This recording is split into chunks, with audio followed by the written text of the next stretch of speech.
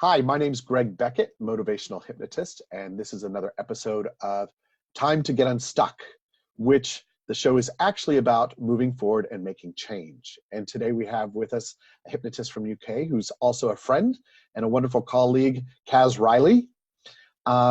Before we talk about all of that, I want to take a moment and say, Kaz, I know the answer to this, but have you been to Hypno Live?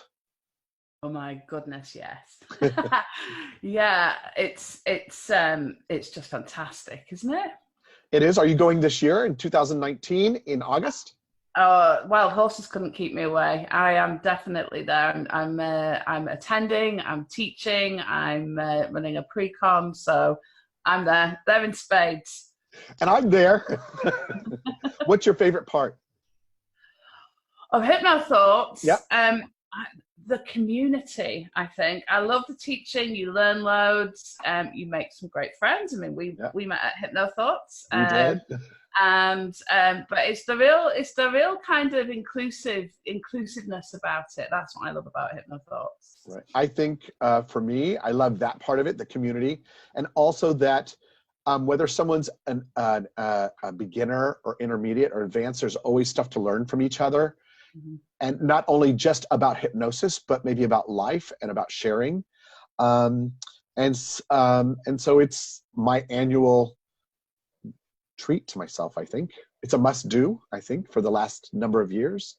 So if anybody's interested in hypnosis or any of that, actually HypnoThoughts Live 2019 is our sponsor. So thank you so much. And check it out at their website and everything else. So that's that. But Kaz Riley is here from the UK. She has sexual freedom hypnosis, dealing with many things, including sexual dysfunction, which she's going to have her own show. So if you get a chance to look that up when it starts coming out. And now on to Time to Get Unstuck. The premise of the show, when they asked me, I wasn't quite sure, and some of you may have already seen another episode. Getting unstuck is really about moving forward and making change. And I decided to take the journey that I'm constantly going through of moving forward or getting unstuck. Even today, maybe there's a certain issue or challenge that I need to get unstuck from, which I like to change it to moving forward or make change with. Or from clients that I take a word that has meaning to me from the journey or my client's journey and let us talk about it with a colleague or a friend or whoever it is about that part. And Kaz has chosen the word vulnerability. It's a big word. That certainly is. It's a necessary word though, isn't it? Don't you think it's, we have to be vulnerable, don't we, to live, to really experience things? Yes. I want to point out, you said something to me before we started that you're sitting in your office, but you're not sitting in your hypnotist chair, that you chose to sit in your client's chair because that's where you ask them to be vulnerable. That's absolutely right. Normally I'm sat over there in my purple throne, as my clients call it. And I figured that if I was going to sit here and talk about vulnerability, then I really should kind of put myself in that place as well and be a bit vulnerable. You can't speak about vulnerability without making yourself vulnerable, I think. We have had similar experience in life that maybe coming up wasn't, meaning being as your childhood and growing up wasn't always as easy, or maybe it was, I don't know. Everybody has a different perspective. Let's just say that. For me, and we've talked about this once before, that I know I was very vulnerable emotionally, and some people found that as a weakness to get at me, so to speak. And then as an adult, I found it to be actually an asset. Absolutely. I think we're taught we're taught to fear vulnerability, aren't we? And, there are times when, fear and vulnerability are necessary. If we're physically vulnerable in a situation, then obviously that makes sense. But we're also taught to fear vulnerability in terms of how we connect with others, about how we show love, about not doing things. And sometimes we kind of do take the safer, what seems to be the safer option, or the comfort zone option, isn't it? Where nothing very much grows, right, rather than allowing ourselves to be vulnerable. And you know, very rarely anything bad comes out of making ourselves vulnerable, only good things, but it's a scary prospect for a lot of people, isn't it? It is. It's very scary, especially in change, but I don't know. Do you think change can come around or come about without being vulnerable?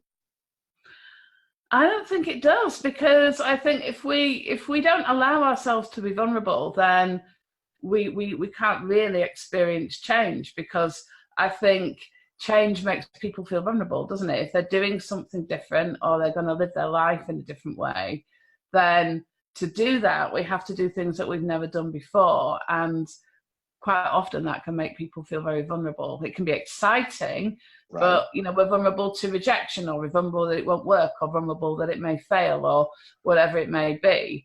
But if we don't do that, then we never experience a change. We never grow, do we? I guess not. I mean, there's got to be a certain amount. If we're going to change, which vulnerability then leads to being courageous, leads to other words, you know, of a journey. But in vulnerability, I know for me as a hypnotist, I do my best to remember and touch into that vulnerability, to know that anyone that's coming to me is being vulnerable. They're exposing. I use exposing, I don't know if that's the right word, but they're being open to showing us who they really are or what the issues are. And we need to have the sense of that vulnerability to really help them feel comfortable and safe to do the change. Absolutely. Well, often they're showing us the things that they're ashamed of within themselves, whether that's a fear of something or something that's not happening for them. And obviously, you know, like you've already said, I work a lot with sexual issues, and there's nothing that makes people more vulnerable than sex quite often. You know, the fear of being rejected, the fear that it won't work, the fear that they're not good enough. Sex. Yeah, it's the taboo subject, right. Isn't it? You know? So, you know, when we start talking about those things, it's often a fear of communication, isn't it? Or what might happen if they start communicating. So, but I think that goes much further than sex. I think that goes right all the way through life, isn't it? It's, people talk about the imposter syndrome, don't they? Where they're going to get found out, and you know, they can't go for the next job or do the next thing or go on that date because they don't feel good enough. Or what they're really saying, isn't it, is that they feel a bit vulnerable that they might get rejected. Or right. Which the interesting thing, like let's say you get rejected for something, it's something you really wanted, but usually in the long run, when you look back at things, it's sort of the best thing that happened. It either causes you, for some, to get better if they want a certain job, or it causes you to move to a different path, or seek out a different partner, or seek out different things, and you dodge what people say, oh, I dodged a bullet on that one, you know, kind of thing. Ultimately, it's just in that moment when we're so vulnerable, right? Our feelings are, and then if we don't take it personally and we look at it more as of a choice, that choice didn't work out, let's make another choice, that we have those options, it makes a difference. Absolutely. Well, the thing that vulnerability always leads to is growth. Right. Always.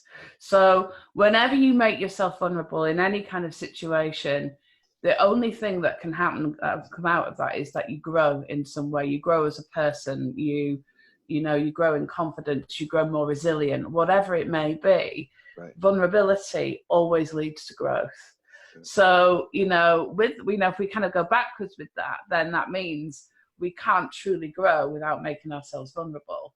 And the reason why people don't make themselves vulnerable is because, you know, it's because they feel ashamed. You know, it's often a shame thing, isn't it? Or a sense of shame. Well, it's really, okay, about sexual stuff primarily, yes. But I remember when I was going through regular therapy and stuff like that, which has been fantastic when I did it when I was younger and stuff.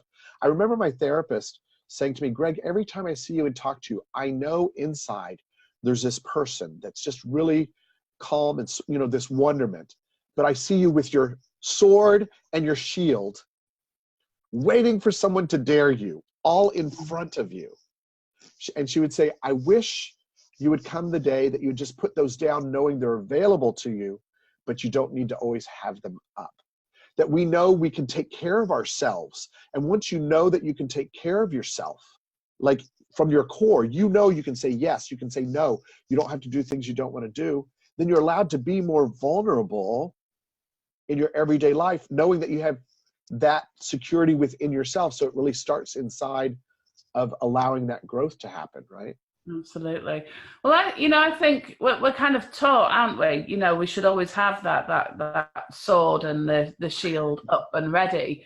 We're taught to always have our guard up, aren't we? That everybody's out to get us, whether it's a colleague or, whatever it may be. And it's not always verbal. Wait, but it's not always verbal. It's action oriented or just underlying tones with people, right? Absolutely. That, we can feel that's a lot about anxiety, isn't it? Is that kind of barrier that's kind of put out to the world. It's the mask, isn't it, that we often put on for the fear that, if we really truly allow ourselves to be ourselves, that, right. People might not like what they see, or we might not but what somebody wants, when actually, by, I guess, embracing that vulnerability and allowing ourselves to be truly who we are, then, actually that's when people start connecting in with us. And, I'm jumping over you. I'm sorry. Because I just have all these thoughts. It's like, okay, so what we talk about a lot is, in general, is that if we're hiding who we are, we're attracting those people that like possibly who the hiding person is and not us ourselves, right? And as we become more ourselves, people might not like it. But all of those people that have been looking, that's our tribe, that's our people that are just like us, have never been able to find us because we've been hiding. Absolutely. So then as you're more yourself and you're more comfortable and all that kind of stuff, then you get to find those people and they can find you. I use the analogy of like, okay, let's say you're a piece of fruit and you're an apple, but you want to be an orange so bad. You pretend to be an orange, and the oranges accept you, sort of, but they always know there's something wrong with you. They don't quite know why you're not really an orange, so you always feel out with the oranges, though they think you're an orange. You might say something and go, you're an apple. You're like, no, I'm an orange, I'm an orange. Till one day you're not feeling well, you're tired or whatever, or you're sick of hiding as an orange, and you become an apple, and they're like, you're an apple. And like, then there's gonna be all these apples going, oh my God, you're an apple, you're so cool. And all these oranges will be going, we knew there was something not right. We still like you, but we just couldn't figure out how to deal with you because you were trying to be something else. You're trying to be one of us, but we like you as an apple, not as an orange. Yeah. But here's the really interesting thing with that. Then what happens is there are several other apples that have been pretending to oranges that go, oh, wow, it's okay to be an apple. And then they allow themselves to be vulnerable and their true selves too. And, that's often the way, isn't it? Where it allows not only you to grow, but often other people to grow as well, and we forget that. We forget that authenticity of being ourselves actually gives permission to other people to be themselves. And that's a really cool thing, isn't it? It is. It reminds me of a quote from Marianne Williamson that Nelson Mandela actually said, but he quoted her. And I'm going to paraphrase it because I wish I knew it by heart. Maybe that's something I need to learn. It is not our darkness, but it's our light that most frightens us. And it talks about who are we to be fabulous and fantastic. All of us are, because we're children of God, and and it says other things, that it says, as we let our light shine, we allow others, we give them permission to do the same just by being ourselves, basically. It's, if anybody can find that and read that, you'd love it. It's great. And then it goes to, that vulnerability goes to fear, right? And that's a whole other story, but what about fear and faith? All these people talk about, oh, I believe in universe, God, Allah, whatever it is, Buddha, all those things, but yet they live in fear, and you can't do both at the same time. But that vulnerability actually helps increase your faith. Yeah, and I don't know, I think maybe you can do both at the same time, I think, but then as you allow yourself to be more vulnerable, the fear fades. It's the fear that stops us from doing that, isn't it? Were you saying, see, because I'm saying you can't be in fear and faith at the same time. Okay. Not vulnerability and fear. You can be fearful and vulnerable, but if you add faith to it, whatever the faith system is for someone, then it helps the fear dissipate even more because you have your belief system. I had a client once that didn't have really any belief system.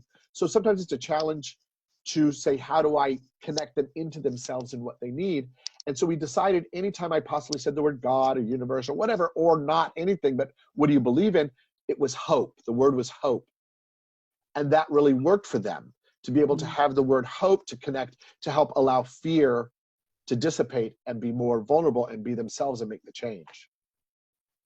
Fantastic. Hope's such a great word as well, isn't it? Yeah. We could just sit in here and talk all day, can't we?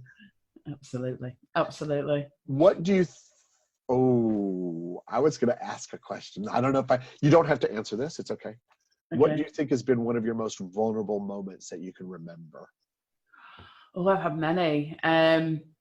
Many vulnerable moments, and I think that's probably why it's one of my favorite words, actually. You know, I guess, you know, in terms of the one that I guess probably, you know, in terms of the people that might watch this show will probably, you know, probably don't realize was how much it took for me to, you know, come from this office here in the UK. Where are you in the UK? Just so I'm in the North UK. I'm in Yorkshire, so in a very tell it as it is kind of place, really. Get on a plane, fly over to Las Vegas, and come and start talking about sex and sexuality and pleasure for women and all the things really that I do in this office, but to actually go and speak about what I do every single day. And actually that I felt very vulnerable because, you know, part of that was, well, what will people think of me? What will they think that I do? You know, how do they think I live my life?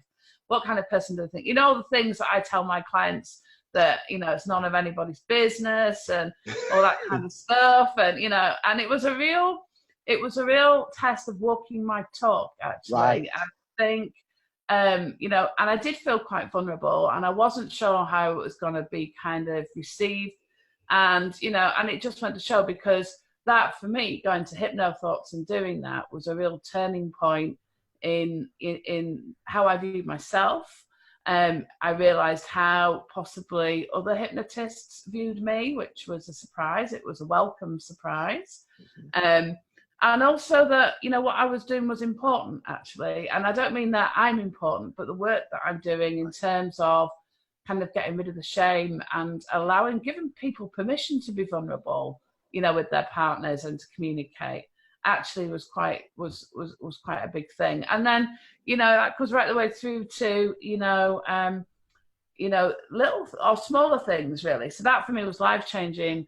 Another moment where, you know, I experienced vulnerability, you know, still life-changing, but not in the same way, was, you know that I took up yoga at the start of this year. And, you know, I'm not a small girl. And, you know, to kind of get myself, you know, in my leggings and in my T-shirt and get down to the yoga studio, fully expecting actually it would be full of all these kind of really bendy yogis, you know, that are all super slim. Actually discovered there was a room full of people that were like me, of all shapes and sizes. And then really found my courage. It was the vulnerability to fail, you know, that it's aerial yoga that I, you know, a lot of it that I do. And, you know, I'm kind of flinging myself around and holding poses and standing on my head and all kinds of stuff.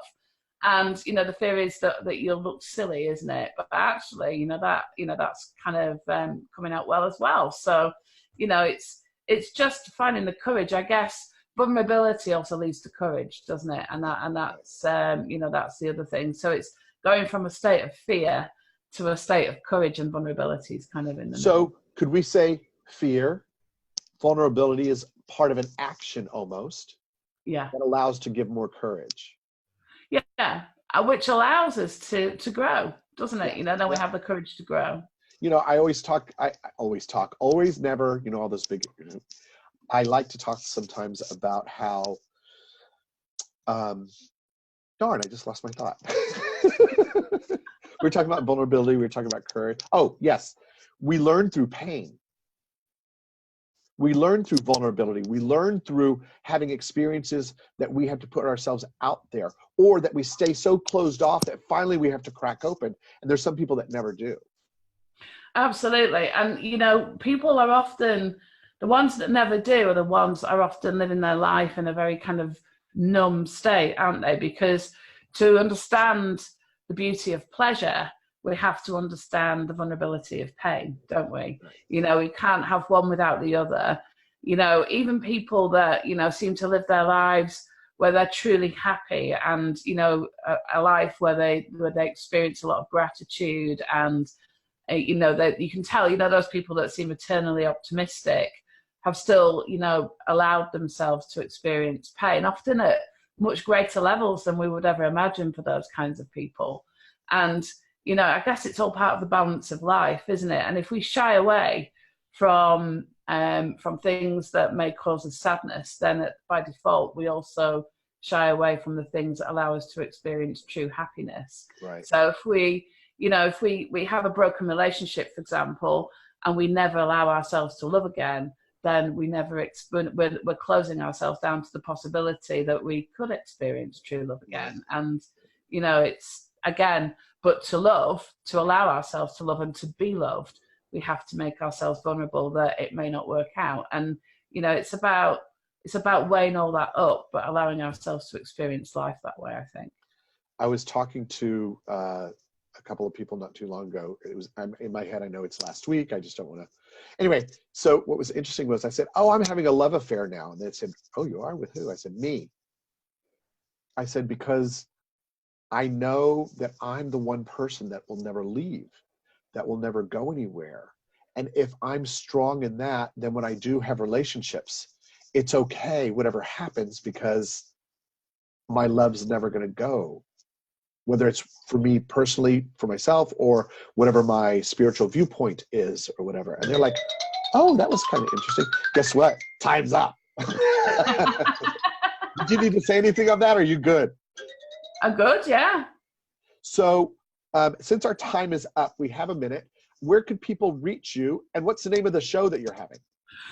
Well, they can reach me at sexualfreedomhypnosis.com, and all the emails and stuff are on there. But the show that I'll be having is called Trancing in the Sheets, which is going to have some very serious content, but also a lot of fun content. And really, it's about taking the shame away from talking about sex, sexual things. I've got doctors as guests, other hypnotists as guests. And also people that, you know, have been through various different experiences to find themselves sexually. I'm hoping you'll be a guest as well. Will you be on my show? Sure. Why not? Cool. I don't know what I would have to talk about. I don't know see how vulnerable I can be, right? Yeah, absolutely. Thanks for being on this episode. And I want to thank HypnoThoughts Live 2019 for sponsoring us. And you can find me, Greg, at hypnosisla.com, or you can write me there, or go to hypnosisla.com, or find me on Facebook, or whatever else they put up at the end of this. But thanks so much, and see you guys next time.